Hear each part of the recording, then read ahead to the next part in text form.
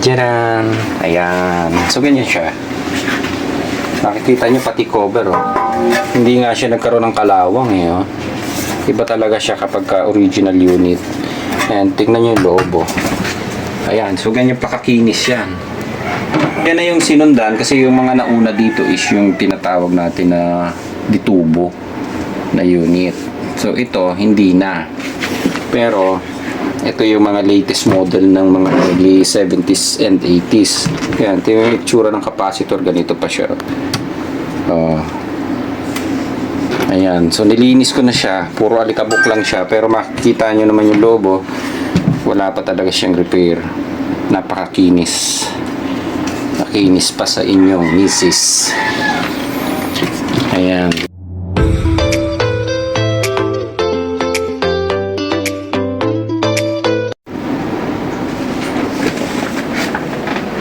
Good day mga ka-technician. Meron ako ipapakita sa inyong unit. Ito. Kung inabutan nyo itong unit na ito, technician ka na nung lumabas itong unit na ito, sigurado may magdidibo ka ng anak. Baka may apo ka na. Ayan. So, Pioneer siya na amplifier. So, ito yung nung nag-start ako na mag-technician, ito yung mga ginagawa ko na unit. So, mga 1994. Pero, itong model kasi na ito is mga 80s, 70s and 80s pa. Itong model na to. Ipapasilip ko sa inyo yung loob. Kaya lang 110 siya. Putol kasi yung cord niya. Ito actually ganito pa original na cord niya eh. Yan o. Putol. Kinabit ko na siya. Kaya lang wala pa ring power. Then putok yung pinaka-fuse sa likod. Ito. Dito yung fuse eh. So kinabitan ko na siya ng fuse. Wala pa rin siyang power. Kaya i-check ko siya kung ano yung eksaktong problema niya. Hindi ko siya natapos. Dapat i-check ko na ng diretso. Hindi ko natapos kasi kahapon may hearing kami na dito naman cancel naman yung hearing. Kaya hindi ko siya natapos na gawin kahapon. So ngayon, i-check natin kung ano yung eksaktong problema. Yung transformer niya, good naman siya. Medyo mababa lang talaga resistance niya. So bubuksan natin. Papakita ko sa inyo yung loob nito. Ano na siya? Katagalan na ng unit. Pero as in wala pa siyang ibang repair. Ayan. So sinilip ko na ito kahapon. Puro alikabok siya kahapon. Pero nung malinisan ko siya, ito yung loob niya, no? Diyan. Ayan. So ganyan siya. Nakikita nyo pati cover, oh. Hindi nga siya nagkaroon ng kalawang, eh, oh. Iba talaga siya kapag original unit. Ayan, tingnan nyo yung loob, oh. Ayan, so ganyan pakakinis yan. Kahit sabihin yung 80s, 70s, 80s unit yan. Tingnan nyo yung mga selector switch. Oh, ito ay sa yung pinaka base control, yung tone control nya, oh, ganyan siya. Ito yung treble control. Ayan. Ito yung mga itsura. Yung ilalim, kalasin na rin natin yung ilalim. Ito, tingnan nyo, kahit yung ilalim, oh, hindi naman siya nagkaroon ng kalawang. Ayan.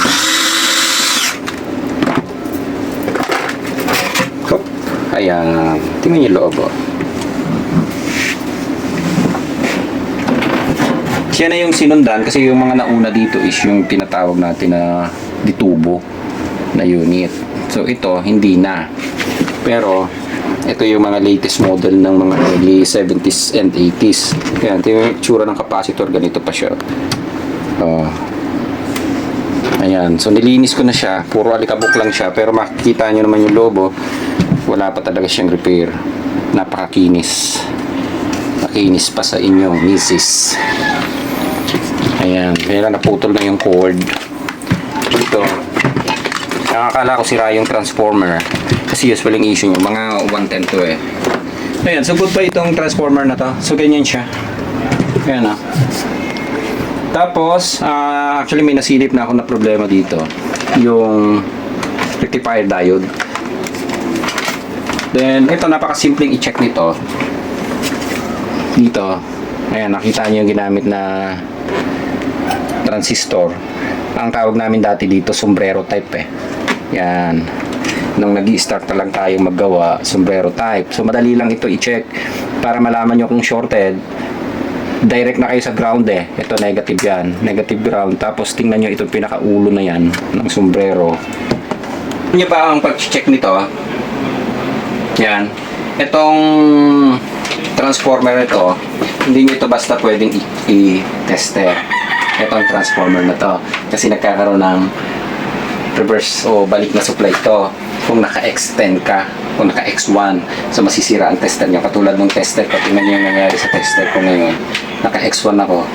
Ayan o, nagkaroon na ng resistance dito. Nasira yung resistor. Ayan, dahil nakalimutan ko, hindi pala siya pwedeng basta i-check dito. Pwede kayong gumamit, di kita lang gamitin nyo. Ayan, so matagal na kasi tayong nag-stop sa pag-repair nito eh. Kasi nawala na itong modelo na to eh. Ayan, pwede kayong gumamit ng analog. Ay, digital, sorry. Ayan, so, makikita nyo yon. Okay. 4.1 ohms. Actually, buo yan. Pag tinitester nyo kasi to, tapos gamit nyo yung analog tester, yung transformer na to, nagkakaroon ng out supply, parang bumabalik kapag ka napasukan ng X10, X1. Sa X1, so nagkakaroon ng supply, nasisira yung resistor. So, yung iba, hindi nila siguro na-experience ito. Lalo na yung mga bagong technician ngayon. Kasi yung ibang transformer na ginagamit, hindi katulad nito. Itong design nito, yun yung nagiging problema. Kaya, yung tester ko nasira ito. So, papalitan lang naman ng resistor. So, hiniram ko muna yung kay Lakay. And, okay naman ang transformer niya. Then, ito lang papakita natin. X1. Ito yung madali lang i-check. Madali nyo makikita kung may shorted ang output nito. Direct body ground na lang kayo dito. Tapos tingnan nyo yan. Ayan, makakakuha ka ng resistance dito. Ayan. Collector and emitter. Ayan. Okay. Dito isa. Ayan. Yung PNP at saka NPN transistor, makikita nyo na yan. So makikita nyo, mas mababa ang palo. Ito, mas mataas. Tsaka yan. Ito, mababa. Then, pag ni-reverse nyo, yan, wala kang resistance. Ito, wala din. Dito, wala. Sa kabila, wala rin. Pag nagkaroon ng resistance yan at ni-reverse nyo, nandito yung red test rod nyo and dito yung black. Pag nagkaroon ng resistance yan, ibig sabihin, may shorted kayong output dito.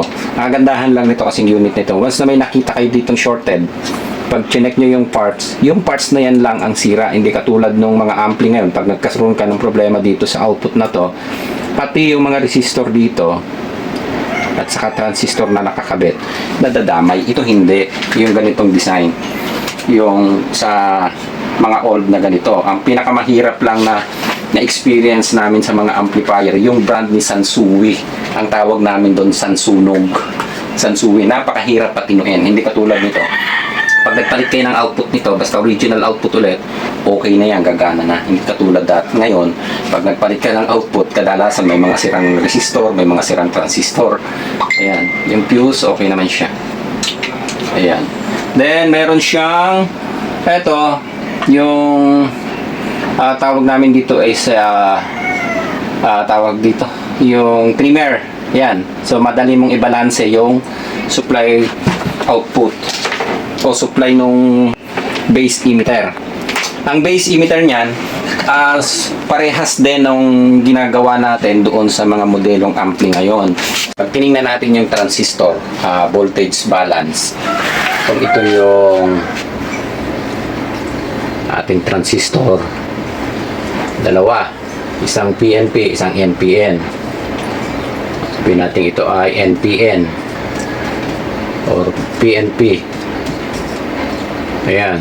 Kung ito yung base, collector, ito yung emitter. So kapag sinukatan nyo ito sa digital tester, ang pinakamaganda na gagamitin nyo pag nagbo-voltage balance kayo. So kukunan nyo ito. Yan. Ang makukuha nyong supply dapat dyan, usually ang ginagamit namin ay 0.5 volts. So dito, meron din yung base emitter. 0.5 volts. So pag balance yan, yung PNP at saka NPE nyo, ang tunog niyan swabing-swabe, or tawag natin, balance siya. Hindi siya nagkakaroon ng distortion sounds. Ayan. So, ganyan siya. Tingnan nyo yung output niya, 4 lang. Compare nyo doon sa mga labas ngayon na mga amplifier. Eto, pwede natin itapat doon sa mga modelong amplifier na mga 700 watts. Ito, mababa lang wattage nito. Nasa 40 watts lang to. Yan, 100 volts. Walang nakalagay na wattage dito. Pero nasa 35 to 40 watts lang to. Ayan. Yung ganitong design. Kaya lang, yung sounds na tunog na, napakaganda ng quality. Then, ano pa bang kailangan natin dito? Ayan. So, ang problema nito, na nakita namin, ito, yung power supply pala. Actually, dead set siya. Dead set. Dati, tapos laging pinuputok itong fuse. Ayan. So, nilagyan namin fuse, pumutok ulit. Then, nakita namin, ito yung shorted, yung power supply niya, ito. Ito yung pinaka-rectifier diode niya. Bridge type lang din naman ito, pero yung ginamit niya na diode, ito yun, shorted. Pag tinignan natin sa tester. Hindi umabot, so kakalasin ko na lang siya. Kaya, ipihaya natin.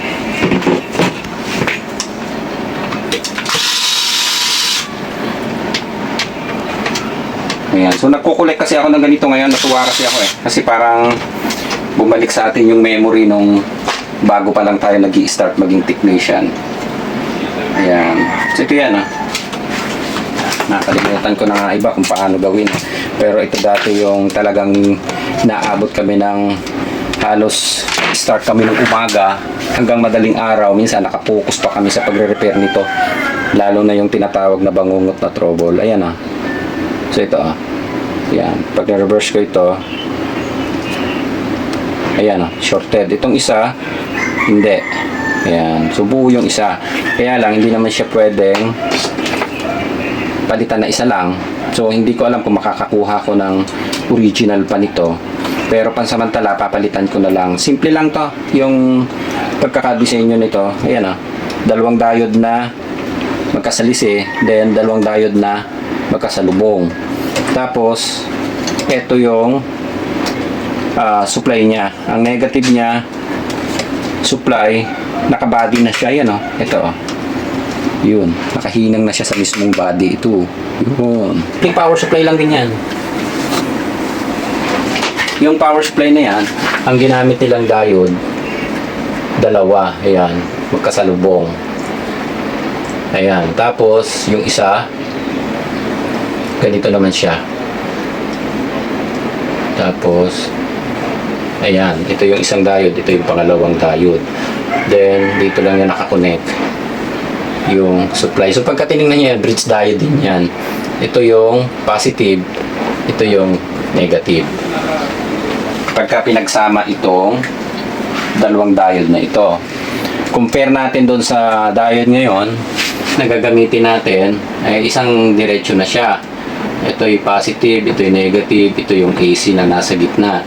Pag tinignan natin ang lobe nun, ganito lang siya. Ayan. Ganyan din. Binaliktad lang ay pinagdalawang diode lang nila. Ngayon kasi, ang diode is, ayan, ganyan lang siya. Ito ang negative, tama ba? Okay, negative, itong positive, ito yung AC. AC. O yan. So, ito yung pagkakadesign yung diode na ganito. Ayan. So, gagamitin natin diode. Ganito na lang. Isang piraso na lang. Hindi na yung dalawa na ganitong diode. Ayan. So, kakalasin na lang natin. May mga stock pa naman tayo dito. Katulad din lang nung ginagamit natin sa aircon. Pwede na yan. Yan. Ito. Pwede na yan. Pwede rin tayo gumamit. Kaya lang, kulang na ako ng isang piraso, tatlo na. Pwede rin yung ganito klase. Madaming option na pwede. Ang importante lang naman dyan is kung paano i-convert yung AC to DC supply. Ayan, so kakalasin ko na lang muna ito. Diode na to. Ayan So, sa modelo ngayon, wala kayong basta makikita ang ganitong klaseng diode na tatlong paa lang. Kadalasan, 4 na paa or yung 2 paa lang.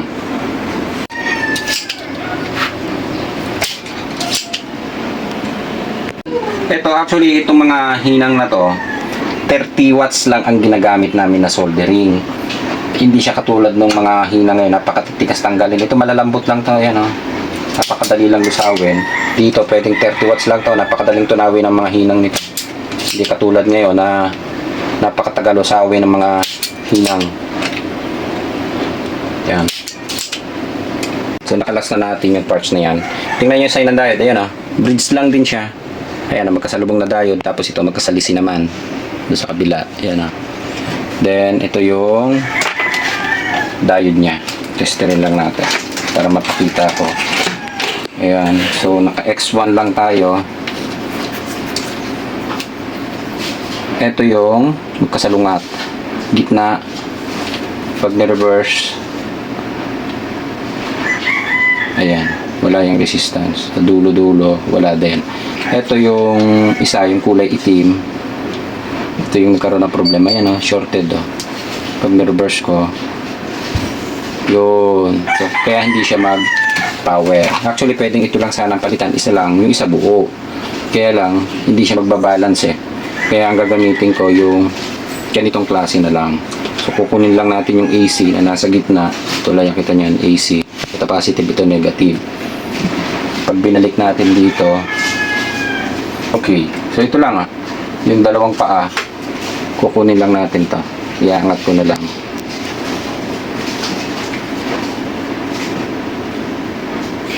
Dito na lang natin kakabit.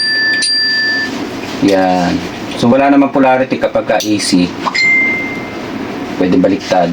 Huwag lang yung positive, negative. Ayan. So, ganito na lang natin kinabit. Tapos, lalagyan ko na lang ng wire connection yung positive, negative. Hinang na natin to.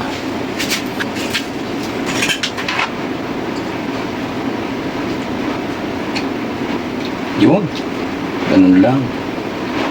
Saka, ito, yung pinaka board na to, kahit hindi ka gumamit ng flux, ang daling dikitan ng panghinang. Hindi katulad ng board ngayon, lilinisan mo pa siya bago dumikit. Ito, kahit hindi mo na gamitan, dumidikit ang maayos ang hinang. Yun. Tapos, kukunin na lang natin yung positive nito. Ito positive. So, lalagyan na lang natin ng wire. Yan. Dito, papunta dun. Positive. Yan. Ito yun. Yun o. Ito ang negative isa. So, magkasalisi kasi siya. Kaya lalagyan ko na lang siya ng jumper wire. Ayan. Hanap lang ako ng pang jumper wire.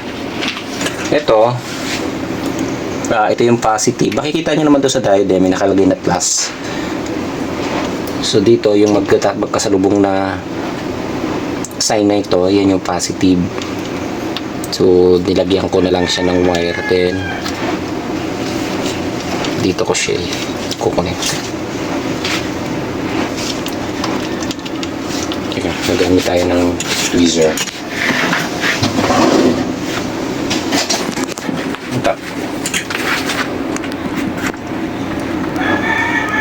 Positive. Yan. Okay.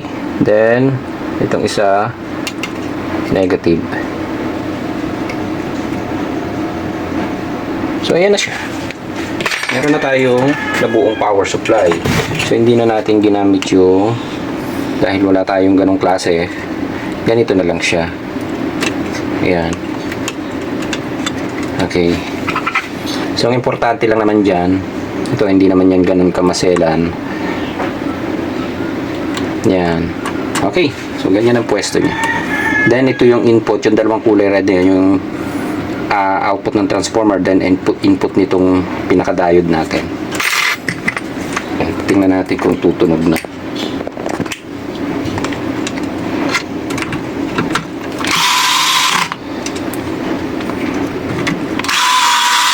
Yan. Okay.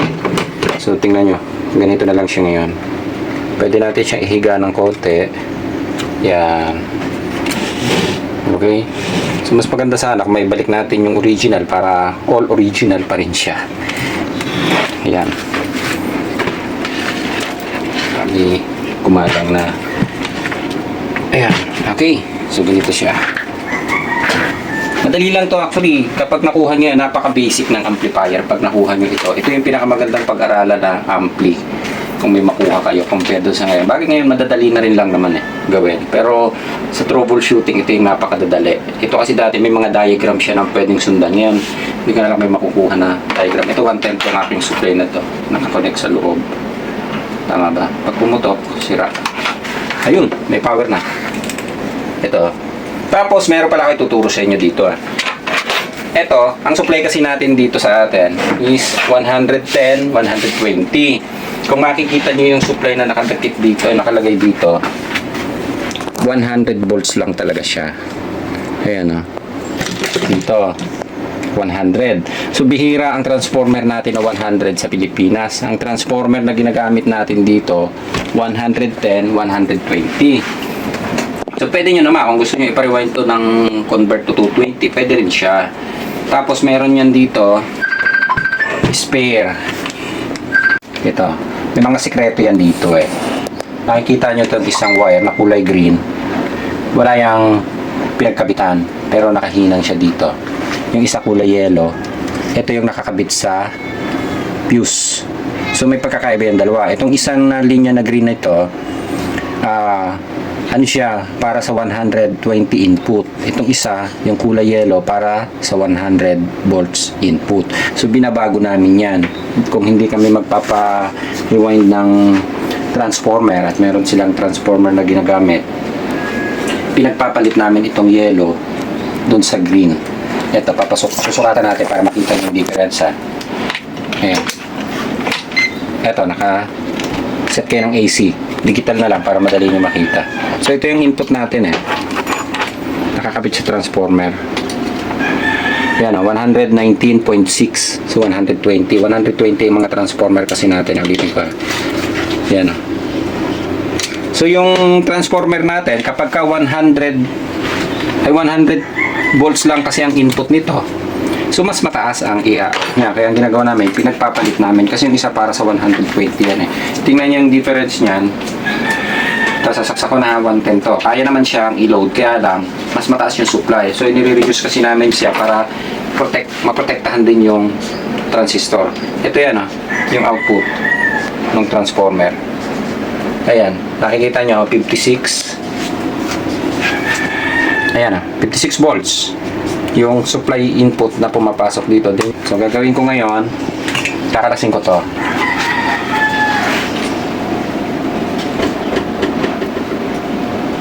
Yan.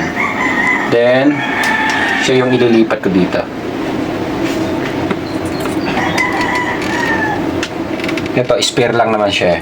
Ididikit na lang natin para hindi siya lumapat sa body. Okay. Tapos ito ang ikakabit natin dito. Tanggalin lang natin para mas magandang dumikit.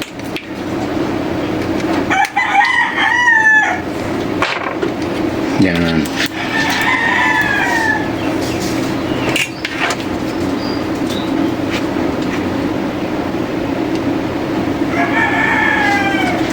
Okay. Ito nakakonect yan doon sa paa ng fuse. Yan. Okay na. So, pinagpalit ko lang. Itong yellow ang hindi ko ginamit. Tinanggal ko. Then, saksak. Tingnan nyo yung output niya ngayon.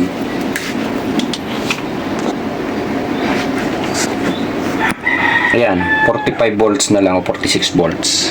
So, yan lang talaga supply niya. Ito. Okay na siya. May power na siya. Ayan. So, mag-testing ngayon tayo. Tatagilid ko na. Ayan. Okay.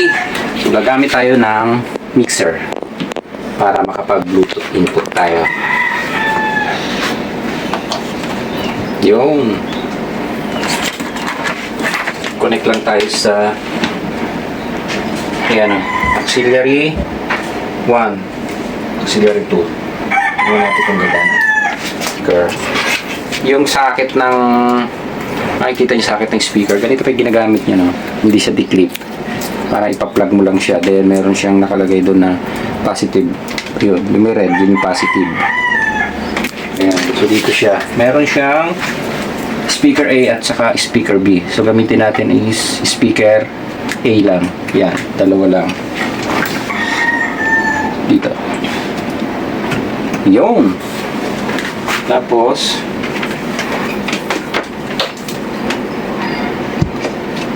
okay.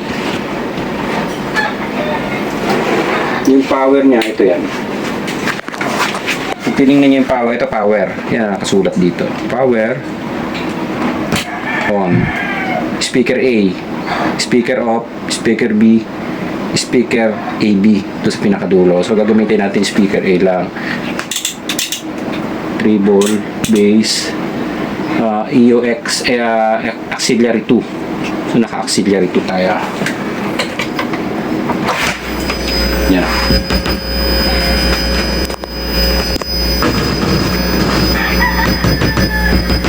Ayan ah, napakaganda. Dito pa lang, hipo pa lang eh. Sabi nga ng mga technician dati. Ano, babahin lang natin. Hawak pa lang dito, alam na ang sira eh. Yan. May mga sabit na yung control. Bubugaan ko ng WD-40 mamaya. Yan. Nagamit lang tayo ng mixer. Okay, so gamit lang tayo ng music. Hindi pa lang kung may copyright, pero tinipe ko no copyright eh. Yan.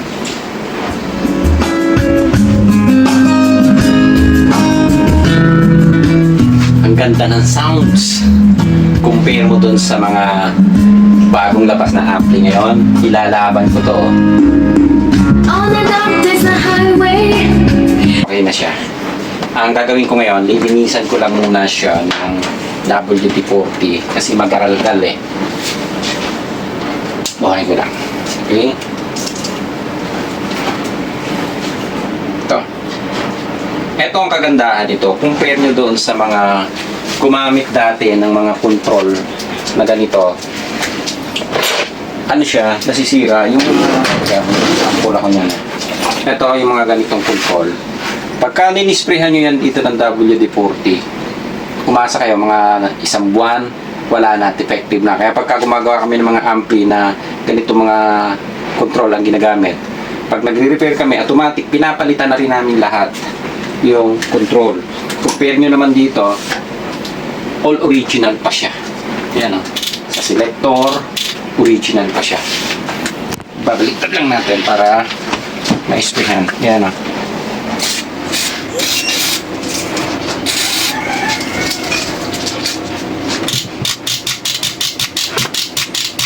Then, ito yung volume.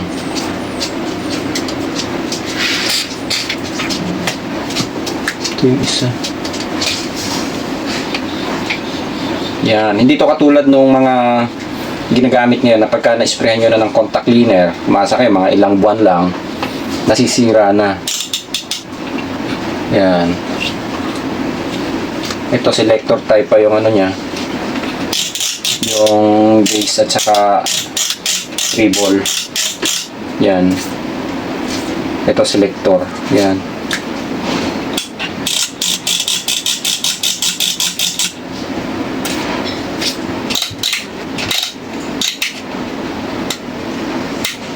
Okay. Dito, so reverb naman to. Pero lilinisan na rin natin. Itong isa balance, yung nasa ilalim.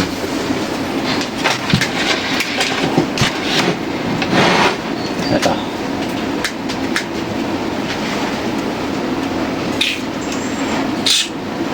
Yun. Ayos.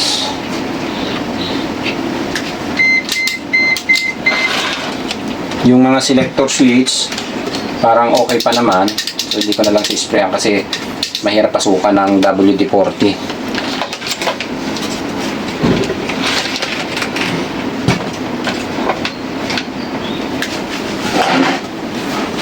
Okay. So, saksak ulit tayo. Tuyo na naman siya.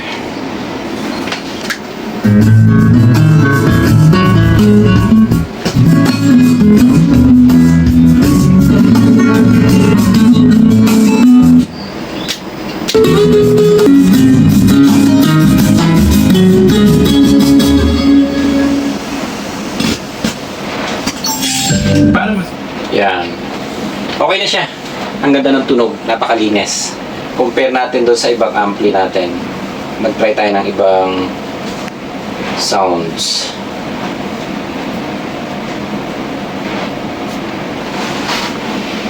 Ayan, mabilisan lang. Para hindi tayo makaka-copyright.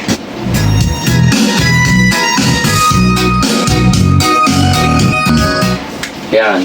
Compare nyo doon sa napakalalaking speaker, ito liit lang. Then yung sounds niya, napakalinis. Compare doon sa ibang ampli na maririnig mo yung hissing sound dito, wala. Pagka ganitong klase yan ginagamit. Ayan. So okay na tayo. Okay, so ipasilip ko lang ulit sa inyo itong loob. Ayan o. Ganito siya. Yan. Yan ang loob niyan. Napakasimple. Ito yung power amp. Nakahiwalay na rin siya. Then yung tawag dito, yung tone control niya. And yung nakalagay dito, yung reverberation. Pero bihira naman niyang gamitin na. Ito na lang, bass and treble lang ang kadalasan yung tone control natin. Ayun, okay na. Ang plano ko dito kasi collection item ko na lang kasi ito. Dito, lilinisan ko siya tapos ikakating ko yung ibabaw. Lalagyan ko ng para kita yung loob. Ano bang tawag? Acrylic. Kakating ko tapos lalagyan ko acrylic para pagka nakasara siya, kita yung loob. Ayan. Ayan na tayo. So, ayan lang. So, ulitin ko pala sa inyo yung pag-check dito. Baka mamaya, ma-practice din kayo ng ganito. Ulitin ko Huwag nyo na i-check. Mas maganda kung digital tester ang gamitin nyo dito. Huwag kayong gumamit ng analog na iti-tester nyo yung dulo. Kasi once na tinester nyo siya, hindi siya katulad nito mga ganitong transformer. Ay, sorry. Ito. Pwede mo siyang i-check dito ng ganito. Ayan. Ito kasi mataas eh. Ayan. Pwede mo siya i-check dito. Hindi katulad nito. Pagka chinek nyo ng tester, meron siyang, hindi ko masabi kung feedback or return voltage, na pagka hinawakan mo na tinester mo ng dalawang test prod, nagkakaroon ng out supply, pumapasok dun sa, kaya nasira yung tester ko. Ito. Bumigay siya. Bumigay yung resistor. Kaya huwag nyo basta i-check ng ganitong klaseng tester. Pwede siya kung digital. Hindi siya magkakaroon ng out. Ayan, nagkakaroon siya ng supply kapag na-supply nyo ng 3 volts to, tapos ikiniskis nyo lang parang, teka dito, yung ganitong klase na pag-check. Ang makaka-relate nito sa akin, yung mga veteranong technician, yun pag dinikit nyo siya dito, tapos ilagay mo siya dyan, tinester mo, nagkakaroon, mapagkikita nyo yan, kasi may 3 volts out to nagkakaroon siya ng parang spark bahagya dito, tapos pag hinawakan nyo siya dito, parang nakukuryente kayo dun sa dulo ng saksakan na to. Ayun, so ito, hindi na. Yung mga ganito, ito meron. Yung ganitong klaseng design nila ng transformer.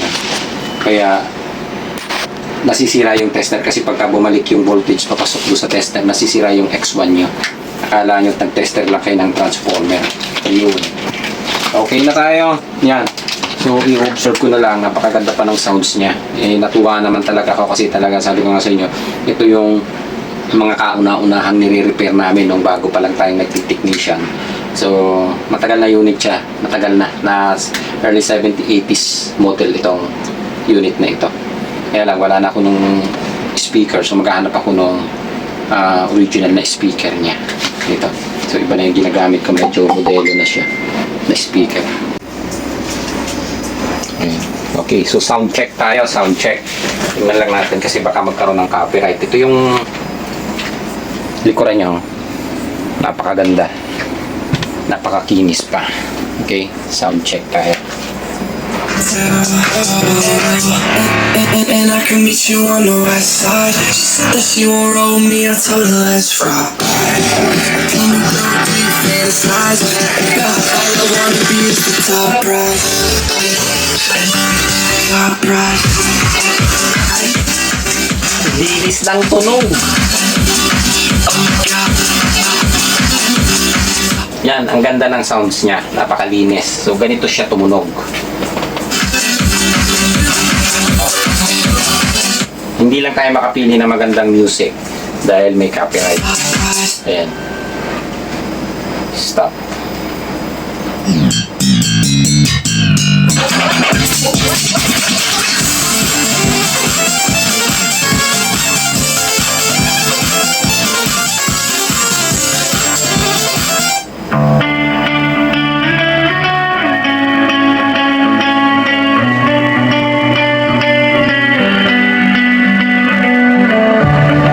Learning how to stand when the ground gives out.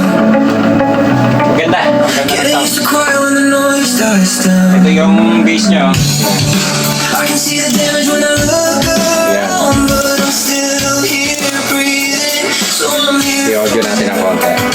If I could step outside my head and tell myself what I know now. Find something you believe in. Find someone who will leave when everything you built starts breaking down. Find a place you can return to when you're lost somehow. Yan. Napakalinis ng tunog. Napakaganda. So, kung titingnan nyo yung unit, lumang modelo na yan. Nasa 1970s and 80s yan. Pero pwede natin itapat sa mga modelong amplifier ngayon. That pulls you back